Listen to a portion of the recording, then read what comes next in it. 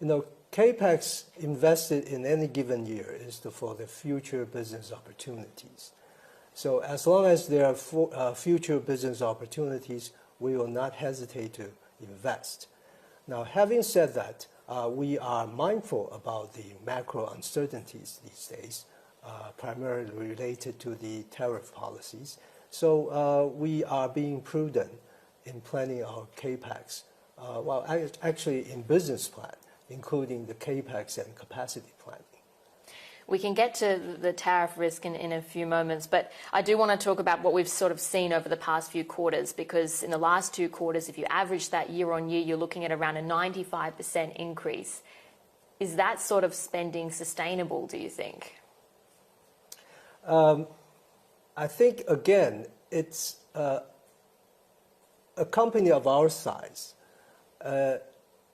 It will be unlikely for the CapEx dollar to suddenly drop significantly in any given year. And also, going back to my previous comments, as long as there are business opportunities in the future, we will not hesitate to invest.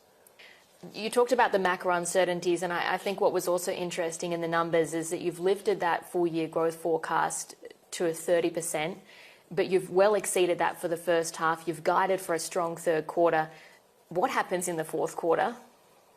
That's the thing that we were talking about, CC was talking about. We are mindful about the macro uncertainties, and therefore we try to be a little bit conservative. I mean, a little or a lot conservative, maybe is the question. But also, CC also said yesterday that if there's really business opportunities, we'll be able to capture that. Our Bloomberg Intelligence team, for instance, says that based on the metrics, and I think there was a lot of people doing calculations yesterday, but you would be looking maybe for a 10% decline sequentially in sales in the fourth quarter. Do you see that happening? Well, as I said, it's the current forecast with a little bit conservative estimate. And so what level of tariffs are you factoring into your calculations?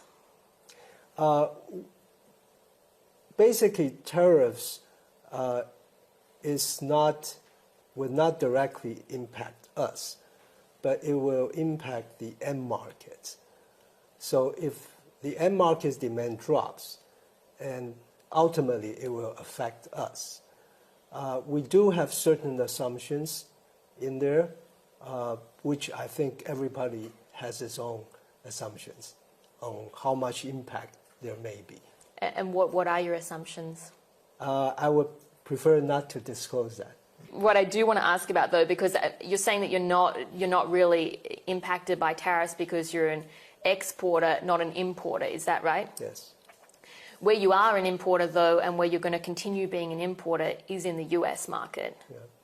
So what is the tariff impact to you there as you scale up? There is possible import tariffs. You are right. On importing, for example, tools or other materials in the U.S. But yes, we do have certain assumptions, and therefore we are, as I said, we're trying to be a bit conservative here. And what are the biggest risks for Taiwanese companies to also set up operations in the U.S.? The same problems that we faced before. You have culture difference. Generally, it's more expensive here. All these things, they are facing the same thing. For suppliers that are considering from Taiwan moving some operations to the US, what sort of assistance can TSMC provide? We understand the challenges for these suppliers because we've been through it. So we brought these challenges to the attention of the government about permits, application, and things like that, the human resources availability. That's what we can do to urge the government try to solve this issue for the suppliers.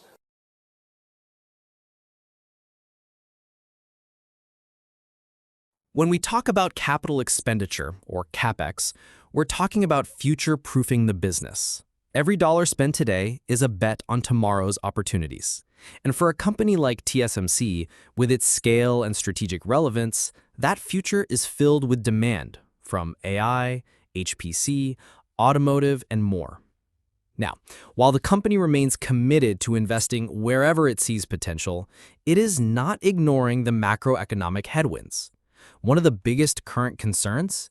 Tariff policy.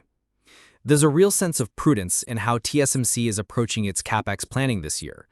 Yes, they're expanding capacity and investing heavily, but they're also modeling various scenarios tied to global trade tensions, especially tariffs.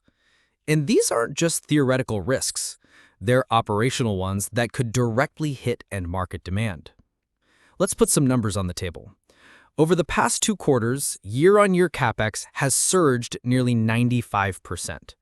That's a staggering jump, even for a company of TSMC's size.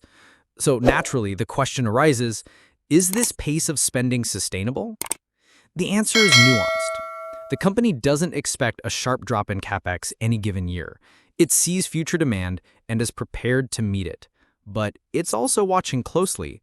The leadership reiterated that as long as the business case remains, they will continue investing, but they will not do so blindly. And that caution becomes clearer when we look at the updated full-year guidance. TSMC has raised its forecast to 30% growth, yet they've already exceeded that in the first half. A strong third quarter is expected, but the fourth quarter? That's where things might slow. Analysts are predicting up to a 10% sequential decline in Q4 sales. Now, the company attributes this conservative forecast to macro uncertainty, but it also leaves room.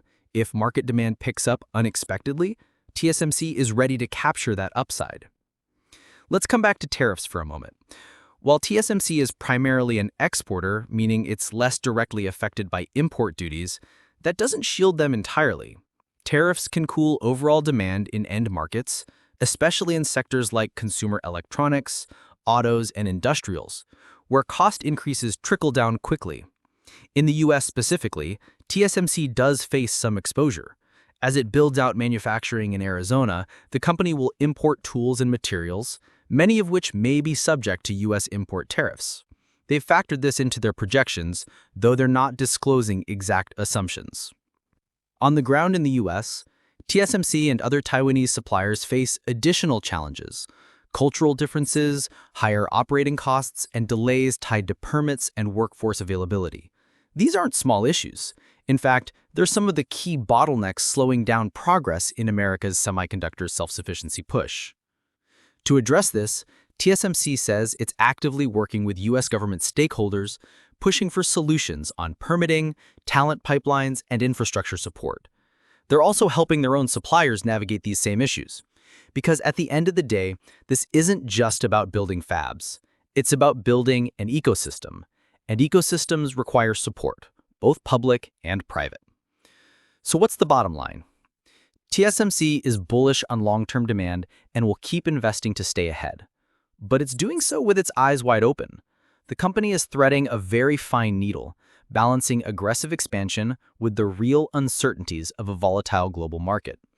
And for US stakeholders, whether you're in policy, investing, or the supply chain, the message is clear. The semiconductor race is on, but winning it will take more than capital. It'll take coordination, clarity, and a shared vision of what strategic supply chain resilience truly means.